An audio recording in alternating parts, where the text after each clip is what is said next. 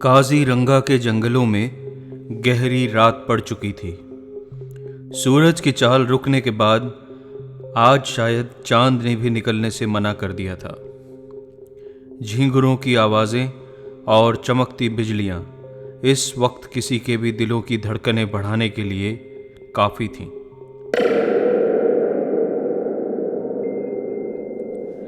घने जंगल में दो पेड़ों के सहारे से लटके लकड़ी के बने एक ट्री हाउस में पुरानी घड़ी की सुइयां और झूलता पेंडुलम अभी भी जिंदगी का एहसास करा रहे थे।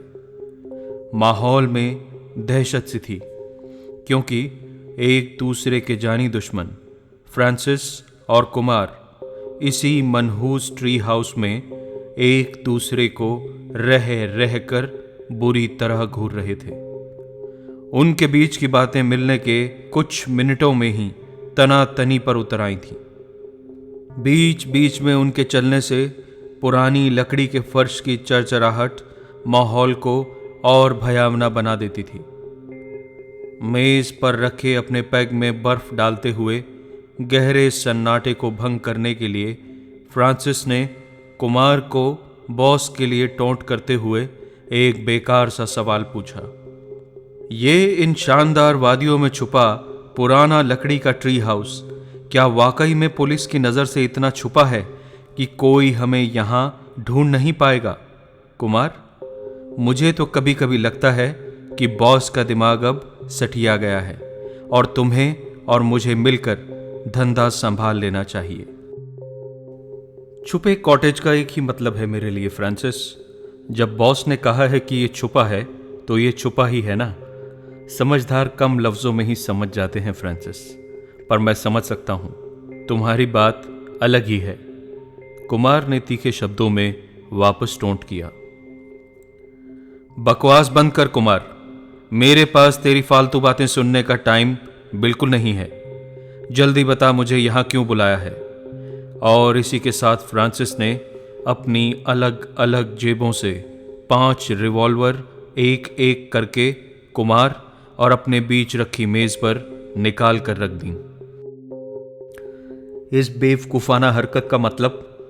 कुमार ने गुस्से में पूछा, और इसके साथ ही कुमार का चेहरा काफी सख्त हो गया था।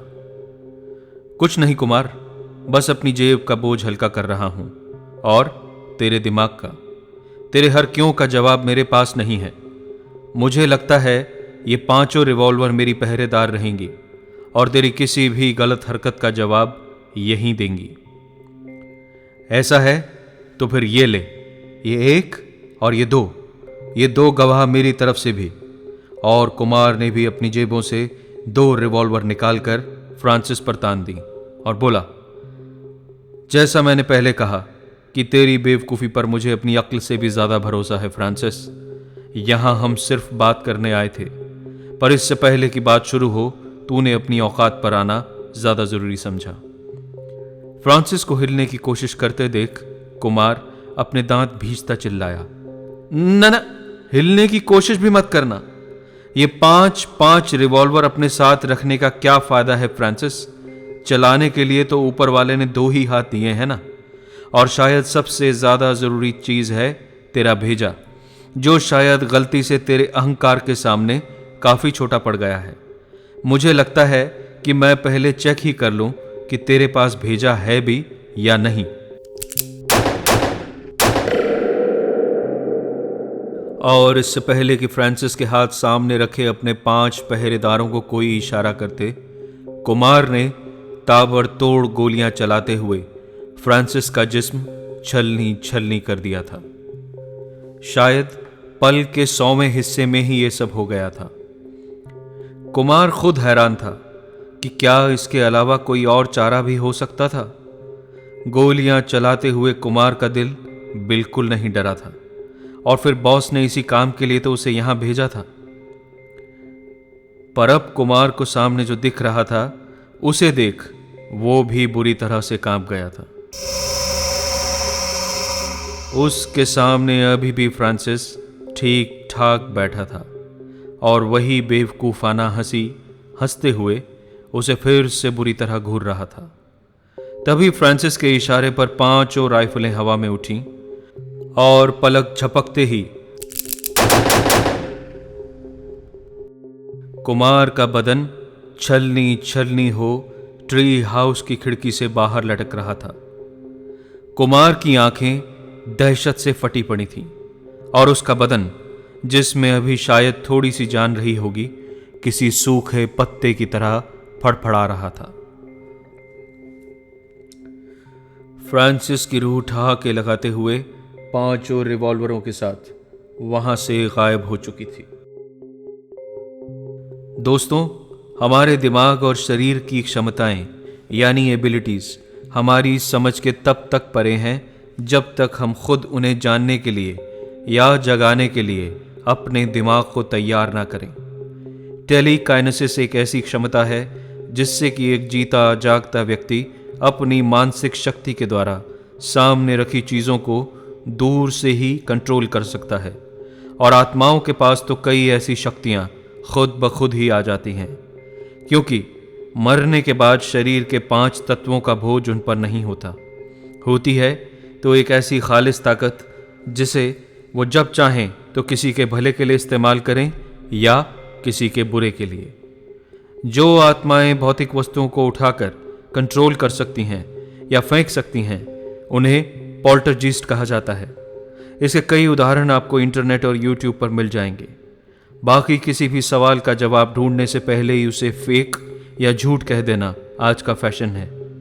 यदि किसी को स्मार्ट दिखना है तो उसे बस इतना करना है कि हर बात पर डाउट करता रहे, पर यदि वास्तव में किसी को अपने दिमाग और आत्मा की ताकत के बारे में जानना है तो उसे ध्यान यानी मेडिटेशन करना चाहिए, और इससे उसे अपने सब सवालों के जवाब खुद ब खुद ही धीरे धीरे मिलने शुरू हो जाएंगे। खैर, फ्रांसिस की आत्मा कुमार का खून कर उस ट्री हाउस से गायब हो चुकी थी।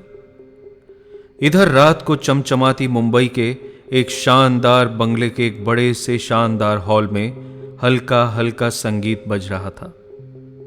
हॉल में लगे बिस्तर पर लेटे डॉन के माथे पर चिंता की लकीरें उभर आई थीं। डॉन की सबसे करीबी रुबीना ने एक जाम अपने लिए और दूसरा डॉन के लिए बनाया और पैक को अपने होठों से लगाकर बड़े ही दिलकश अंदाज में एक हल्का सा घूंट भरने के बाद बोली, जब काम के लिए आपने खुद कुमार को भेजा है तो फिर आप क्यों परेशान हो रहे हैं डॉन? आपका चेला कुमार क्या आज तक कभी फेल हुआ है? हो ना हो अब तक उसने फ्रांसिस का काम तमाम कर ही दिया होगा। फ्रांसिस जैसा आस्तीन का सांप अगर जिंदा रहता तो किसी दिन हमें ही डस लेता। तभी जाने कैसे टेबल पर बॉस के लिए रखा जाम टेबल के बीच से खुद ही सरकता हुआ जमीन पर गिरकर टुकड़े टुकड़े हो इटालियन मार्बल के शानदार फर्श पर फैल चुका था। अपने शब्द चुनकर बोलने चाहिए रुबीना। कहते हैं दिन में एक बार जुबान से कहा सब सच हो जाता है। कमरे के एक कोने में बैठे फ्रांसिस की सर्द आवाज ने रुबीना को सर से पांव तक कांपने पर मजबूर कर दिया था। उस हॉल में कोने में रखे एक सोफे पर बैठे फ्रांसिस के अक्स के आर पार दिख रहा था। जिस फ्रांसिस को बॉस और रुबीना पहले से जानते थे, ये उससे काफी अलग लग रहा था। तुम यहां क्या कर रहे हो फ्रांसिस? यहां कैसे आए? बॉस ने बिना पलक झपके या सक पकाए हुए गहरी रौबदार आवाज में फ्रांसिस से पूछा। मौत के घोड़े पर सवार रूहों को तुम्हारी संगे मरमर की दीवारें नहीं रोक सकती बॉस। तुम्हारे चेले की लाश वहां काजीरंगा के जंगलों में पड़ी पड़ी सोच रही होगी कि आखिर वो मरा तो मरा कैसे। तुम्हारे भेजे पिछले खूनी की लाश भी इसी इमारत के पास के समंदर के किनारे पड़ी होगी, पर फर्क यह है कि वही था जिसने मुझे मेरे शरीर से आजाद किया था। एक ही पल में हम दोनों की बंदूकों ने एक दूसरे के चीथड़े उड़ा दिए थे।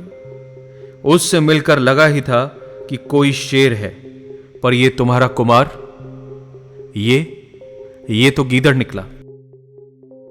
कई 100 लोगों की लाशों पर पैर रखकर कामयाबी की इस सीढ़ी पर पहुंचा डॉन फ्रांसिस की यह बात सुनकर ठहाके लगाकर हंस पड़ा और बोला, फ्रांसिस, तेरी ये गीदड़ वाली बात कुछ हद तक तो ठीक ही है, पर फर्क सिर्फ एक है।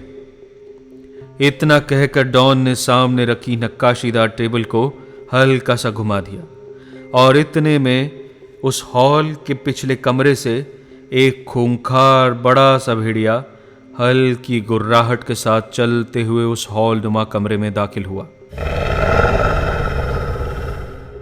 और बॉस के साथ आकर खड़ा हो गया। बॉस बिना पीछे मुड़े उस भेड़िए के सर के बालों में हाथ फेरता हुआ बोला, ये गीदड़ नहीं है फ्रांसिस, ये तो एक भेड़िया है, एक मानव भेड़िया, यानी वेयरवुल्फ। ये वो मानव भेड़िया है जिसे चांद की रोशनी नहीं चाहिए खुद को इंसान से भेड़िए में बदलने के लिए। यह जब चाहे इस रूप में आ सकता है, जैसे अभी ये वहां लाश बनकर पड़ा था और अब यहां खड़ा है, क्योंकि तुम्हारी तरह ही ये भी अपनी आम आदम जिंदगी से आज़ाद हो चुका है। हाँ फ्रांसिस, कुमार पिछले 5 सालों से ज़्यादा समय से एक वेयरवुल्फ बन चुका है।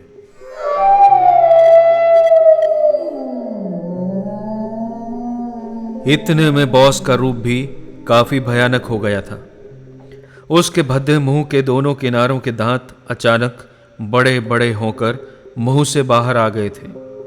वो हवा में लहरा और फ्रांसिस की आत्मा के पास आ गया और टेबल के पास की जमीन की ओर इशारा करते हुए बोला, ये देख, हम कोई आम शराब नहीं बल्कि जिंदा इंसानों का खून ही पी रहे हैं।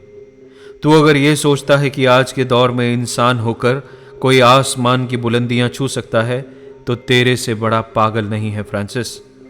आज कामयाबी पाने के लिए आदमी को आदमी का खून पीना ही पड़ता है, और वो चाहे इंसान बन के हो या वैम्पायर यानी पिशाच बन के। और मैं तो ये काम पिछले 128 सालों से करता आ रहा हूं। देख, वो जमीन पर कुमार ये नर भेड़िए के रूप में जो चाट रहा है ना, वो इंसानी खून ही है। इसके साथ ही बॉस और रुबीना दोनों खिलखिलाकर हंस पड़े। फ्रांसिस ने कभी नहीं सोचा था कि अंडरवर्ल्ड का किंगपिन ये बॉस कोई वैम्पायर होगा। फ्रांसिस बॉस के नीचे काम करते हुए भी उससे हमेशा नफरत ही करता रहा था।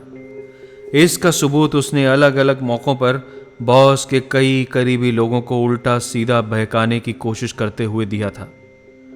बॉस को उसने अपने बचपन से ही अंडरवर्ल्ड पर राज करता देखा था। बॉस का एक ही काम था, हर किसी को किसी न किसी चीज की लत लगाकर अपना गुलाम बना लेना। फिर उसे चिंता नहीं होगी कि उसके साथ काम करने वाला उसे छोड़ जाएगा या धोखा देगा। हर किसी के लिए बॉस के पास कोई न कोई नशा था, पर फ्रांसिस बिल्कुल नहीं जानता था कि बॉस के साथ काम करने वाले ज्यादातर मुलाजिम भी एक खतरनाक नशे का शिकार हैं, और वो नशा है इंसानी खून।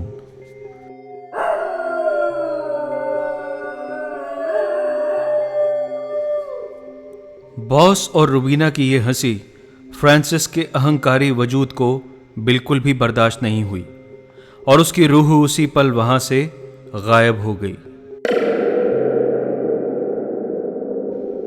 भेड़िया बना कुमार जमीन से चाटकर सारा खून साफ कर चुका था और अब अपनी लंबी लाल जीभ अपनी नाक के आसपास फिराते हुए बेसब्री से बॉस की तरफ देख रहा था। बॉस ने सामने रखी खून से भरी कांच की दूसरी बोतल उठाई और जमीन पर दे मारी, और लालची आंखों से देखता वो नर भेड़िया बना कुमार एक बार फिर जमीन की लाली साफ करने में मसरूफ हो गया। जंग शायद बिना कहे ही तय हो चुकी थी। एक अतृप्त भटकती आत्मा और एक शक्तिशाली वैम्पायर के बीच में। बॉस ये जान चुका था कि जीते जी उसे नुकसान पहुंचाने का कोई मौका न छोड़ने वाला फ्रांसिस अब मरने के बाद तो उसे किसी न किसी तरह का नुकसान पहुंचाना चाहेगा ही, और अब तो उसे मौत का डर भी नहीं है। अब तो वो एक आदमी से कहीं ज्यादा ताकतवर हो चुका है और उसकी नफरत की आग इस बदले को और भी भयानक बना देगी। वैसे तो एक आत्मा एक पिशाच का ज्यादा क्या बिगाड़ सकती थी, पर जैसे हर चीज की शुरुआत होती है वैसे ही उसका अंत भी लिखा होता है, किसी का पहले तो किसी का बाद में। फ्रांसिस की आत्मा ने यहां वहां, बसावट में, शहरों में, जंगलों जैसी वीरान जगहों, सन्नाटों में, जिन और रूहों को बांधने वालों के आसपास और शमशानों कब्रिस्तानों में भटकना शुरू कर दिया था। उसे बेसब्री से अपने पिशाच बॉस से इंतकाम चाहिए था। हालांकि इसमें उसके किसी न किसी के द्वारा कैद हो जाने का खतरा भी था, पर उसके शरीर की रस्सी जल जाने के बाद भी उसके अहंकार के बल नहीं गए थे और वो जानता था कि ये बदला लिए बिना उसकी रूह को कभी चैन नहीं मिलेगा। ऐसे ही एक शाम उसकी रूह भटकते भटकते किसी गहरे सुनसान जंगल के किसी गुमनाम कोने पर पहुंची। वहां इतना सन्नाटा था कि लग रहा था सिर्फ एक बहता झरना ही है जो शायद इस सुनसानियत में कुछ बात कर रहा है। वो कुछ देर वहीं रुककर साफ बहते पानी को देखकर सोचने लगा कि जब वो जिंदा था तब यही पानी कैसे उसकी प्यास बुझाता था। आज अगर वो जिंदा होता तो इतना साफ सुंदर पानी उसके गले को कितनी ठंडक पहुंचाता। तभी उसने देखा कि झरने का पानी बीच बीच में लाल हो उठता था। कहीं से खून की एक छोटी सी धार आती और फिर बहते बहते गायब हो जाती। उसने झरने के साथ साथ ऊपर जाने का फैसला किया और काफी ऊपर हवा में तैरते तैरते जब वो ऊपर पहुंचा तो उसने देखा कि उस झरने के ठीक ऊपर एक बड़ा सा घर था जिसकी नाली से रह रह कर खून निकल रहा था। थोड़ा और ऊपर जाकर फ्रांसिस की आत्मा उस घर की पिछली दीवार के आर पार हो घर के अंदर दाखिल हो गई और वहां जो उस रूह को दिखाई दिया वो कुछ ही समय पहले जिंदगी से आजाद हुए फ्रांसिस के लिए भी काफी अजीब और भयानक था। सामने एक लंबा चौड़ा सा काला आदमी शेर की खाल लपेटे हुए बड़ा सा पैना चाकू हवा में लहरा रहा था। उसने खोपड़ियों की बड़ी सी बेल्ट अपने पेट पर बांध रखी थी। उसके चेहरे पर अलग अलग रंगों से अजीब अजीब से कबीलाई निशान बने थे। वो इतना ताकतवर लग रहा था कि फ्रांसिस इस रूप में भी घबरा रहा था कि कहीं वो उसे देख न ले। वो ताकतवर राक्षस जैसा आदमी बार बार कोई अजीब सा मंत्र बुदबुदा रहा था। Ohir Wanwu, du manifestir in mai. Ohir Wanwu, du manifestir in mai. यानी ओ वूडू के मालिक मुझ में प्रकट हो।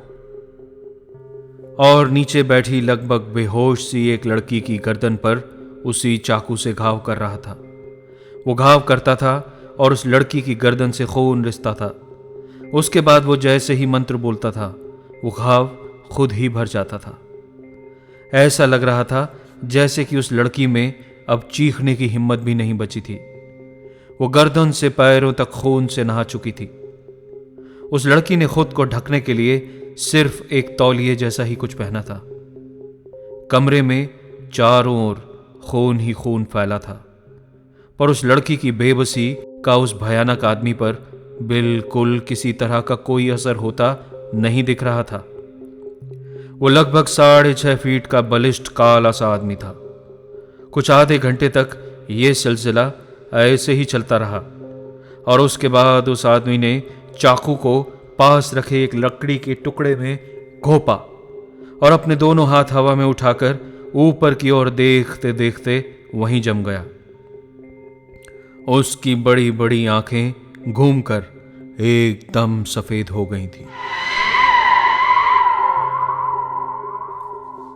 फ्रांसिस की आत्मा ने वहां से निकल जाने की सोची, पर जब भी वो ऐसा करता हर बार उस कमरे की दीवारों के पास पहुंचते ही कोई अनजानी ताकत उसे वापस कमरे में धकेल देती थी। चाहे फ्रांसिस की जिंदगी कैसी भी रही थी, पर यह नज़ारा देखते ही उसका मन उस लड़की के लिए काफ़ी परेशान हो गया था। दोस्तों, मौत के बाद भी अगर किसी की रूह भटकती है तो उसकी सोच, उसका मन भी उसी के साथ भटकता है, और वही मुर्दा शरीर छोड़ देने के बाद भी आत्मा को यहाँ वहाँ भटकने पर मजबूर कर देता है। इस कमरे में आने के बाद फ्रांसिस की रूह भी अपनी सोच में काफी बदलाव महसूस कर रही थी। Blodvanduja, Sassi-Jurok. Blodvanduja, Sassi-Jurok. यानी सिर्फ मुर्दा खून ही तेरा इंतकाम है। Ik ken Giswan, Frankis Tatja hier is. यानी मैं जानता हूं फ्रांसिस की रूह कि तू यहां है। Moani bekomret bisnai, want ik zal jou help. यानी चिंता मत कर, मैं तेरी मदद करूंगा। और इसी तरह उस काले आदमी ने बताया कि वो एक अफ्रीकन वूडू तांत्रिक है और उस लड़की पर किसी तरह का अत्याचार नहीं कर रहा, बल्कि ये तो एक अफ्रीकन वूडू तरीका है किसी के बुरे कर्म और पुराने श्राप को हटाने के लिए। इसके बदन के जख्म इसके बुरे कर्मों को काट रहे हैं और इस वूडू साधना से इसकी रूह के जख्म भरते जा रहे हैं। जो रह रह कर उस नाली में बह रहा है वो सिर्फ इसका लहू ही नहीं, बल्कि इसके पापों का बोझ है जो कतरा कतरा हल्का हो रहा है। जल्दी ही ये अपने बुरे भूतकाल यानी पास्ट से मुक्त हो जाएगी और अपनी आत्मा को और ताकतवर बनाने के लिए बाकी लोगों की मदद के लिए आगे की साधनाओं में लग जाएगी। इन घावों से रिश्ते लहू के साथ साथ इसने खुद को उन चाहतों से अलग कर लिया है जिनसे जीते जी कोई भी इंसान अलग नहीं हो पाता। उन्हें अपनी ज़रूरत समझता है। अच्छा स्वाद, अच्छा घर, शरीरों की कभी ना ख़त्म होने वाली प्यास, दौलत, शोहरत, जिनके लिए कोई किसी का भी खून तक कर सकता है, उनसे अलग होने के लिए ये अपना लहू बहा रही है। ये कोई छोटी साधना नहीं है। इसने खुद को इंसान की भलाई के लिए समर्पित कर दिया है और जल्द ही इसके साथ मिलकर मैं और कुछ लोगों को इसी तरह जिंदा और मुर्दा लोगों की भलाई के लिए तैयार करूंगा। फ्रांसिस की रूह उस आदमी की बातें सुन मन ही मन बुरी तरह पछता रही थी कि आखिर जीते जी ही वो ये समझ जाता तो आज इस हाल में ना भटक रहा होता। Vorvan Butemak, Yusil Raivan Ole Sandes. यानी पश्चाताप की आग तुम्हारी आत्मा को हर पाप से आजाद कर देगी। Mak Rej Ludvan Duya Sassi-Jurok. यानी तैयार हो जा, मुर्दा खून ही तेरा इंतकाम है। इसके साथ ही उस आदमी ने उस लड़की के सर पर हाथ फेरा और बोला, Mak Jirid Gule. Jai Moy Heights by Mumbai Afleva. यानी तैयार हो जाओ गुले, तुम्हें कुछ सामान मुंबई पहुंचाना है। और इसके साथ ही अपने सर पर उसके हाथ के स्पर्श से ही गुले नाम की वो लड़की उठकर ऐसे खड़ी हो गई जैसे कुछ हुआ ही ना हो। उस वूडू पुजारी ने अपना हाथ हवा में लहराया और बोला, ओ फ्रांसिस की आत्मा, तुझे यहां देखकर ऐसा लग रहा है कि मौत के बाद भी इंसान की किस्मत नहीं मरती। और इसके पल भर बाद ही फ्रांसिस की आत्मा भी वहां से गायब हो गई।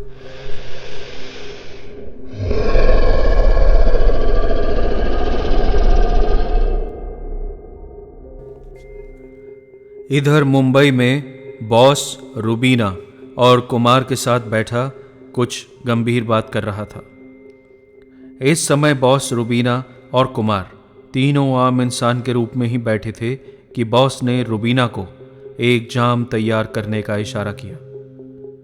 अभी रूबीना जाम बनाने को उठी ही थी कि उनके कमरे के दरवाजे पर एक दस्तक हुई।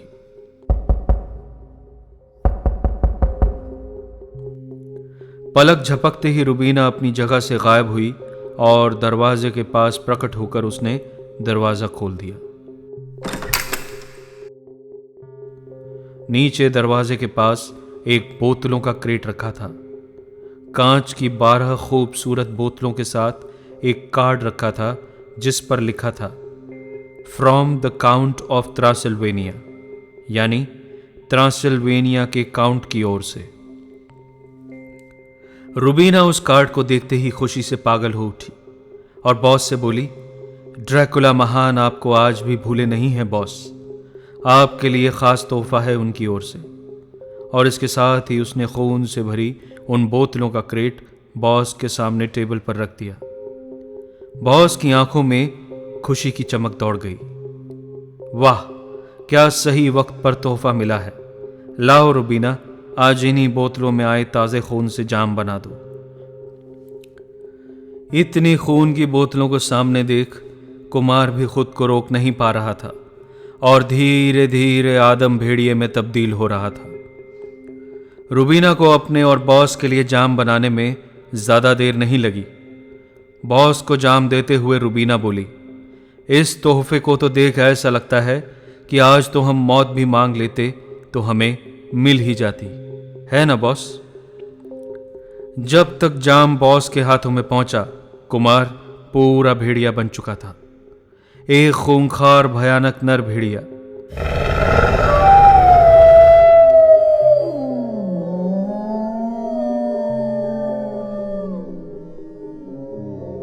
खून की प्यास ने उसके अंदर के जानवर को उस पर इतना हावी कर दिया था कि वो खुद को रोक नहीं पाया और बोतलों से भरे क्रेट पर छलांग लगा दी। बॉस और रुबीना ने अभी जाम का एक एक घूंट ही लिया था कि वो दोनों दर्द से करहा उठे। अपने गले उन्होंने इतनी तेजी से पकड़ लिए कि जैसे कोई उनके गले तेजी से दबा रहा है। बरसों से उनकी गंदी रगों में दौड़ता कई मासूमों का खून उन दोनों की आंखों में उतर आया था। बॉस बड़ी जोर से चिल्लाया, धोखा! किसी ने हमें मुर्दे का खून पिला दिया है। मैंने कहा था ना रुबीना, अपने शब्द चुनकर बोलने चाहिए। कौन जाने कब जुबान से निकली बात सच हो जाए। कमरे के कोने में बैठे फ्रांसिस की सर्द आवाज ने रुबीना और बॉस की यह आखिरी तड़प कई गुना बढ़ा दी थी। जीते जी इंसानों का ताजा खून रोज बोतलों में भरकर पीने वालों, आज आखिरी बार जो गहरा लाल लहू तुमने चखा है वो मुर्दों का लहू है। और एक बहुत ही काबिल वूडू तांत्रिक ने इसे अपनी साधना की ताकत से तैयार किया है। मुर्दों का लहू एक पिशाच के लिए जहर की तरह है। आज के बाद तुम किसी का लहू नहीं पी पाओगे। और उसके इतना कहते ही उन पिशाचों, बॉस और रुबीना के गंदे शरीरों को आग की लपटों ने बुरी तरह जकड़ लिया। बॉस और रुबीना अपने जलते पापी शरीरों के साथ उस आलीशान जमीन पर पड़े बिना पानी की मछली की तरह तड़प रहे थे। पर उनकी भयानक चीखों का कुमार से भेड़िए बने उस आदमखोर जानवर पर कोई असर नहीं हो रहा था। इतना खून एक साथ पीने को उसे पहले कभी नहीं मिला था।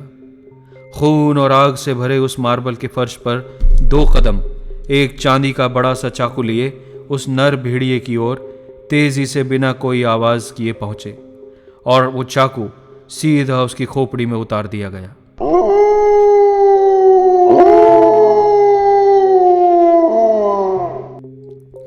ये कदम गुले के ही थे, जो कमरे के दरवाजे के बाहर क्रेट रखने के बाद छुप गई थी और कमरे का दरवाजा खुलते ही वो चाकू लिए कमरे में दाखिल हो गई थी। जैसा जैसा उस वुडू तांत्रिक ने बताया था, गुले ने वैसा ही किया और उसका नतीजा ये था कि उन पिशाचों के जलते शरीरों के साथ साथ उस भेड़िए का शरीर भी बुरी तरह गल गल कर खत्म हो रहा था। पर हैरान करने वाली बात यह थी कि मरते मरते भी उस भेड़िए की खून की प्यास खत्म नहीं हो रही थी। जब तक वो गल कर पूरी तरह खत्म नहीं हो गया, उसकी जीभ वहां फैले खून को चाटती ही रही। हैवानी लालच का ये बड़ा घिनौना मंजर था। तीनों शैतान खत्म हो चुके थे। गुले ने ऊपर की ओर देखकर अपने हाथ जोड़े और इसके बाद उस कमरे से चुपचाप चली गई। इस पूरे वाकये ने फ्रांसिस को अपने पापों पर अफसोस करने को इस कदर मजबूर कर दिया था कि उस पश्चाताप की आग ने उसके दिल से हर तरह की नफरत को भी खत्म कर दिया था। फ्रांसिस खुद को पहले से काफी अलग और हल्का महसूस कर रहा था। ये सब देख फ्रांसिस की आत्मा ने भी मन ही मन ऊपर वाले को याद किया और उसकी इस याद में जाने क्या जादू रहा होगा कि फ्रांसिस की रूह भी वहां से गायब हो गई। उम्मीद है इस सब के बाद उसकी आत्मा को भी शांति मिल गई होगी।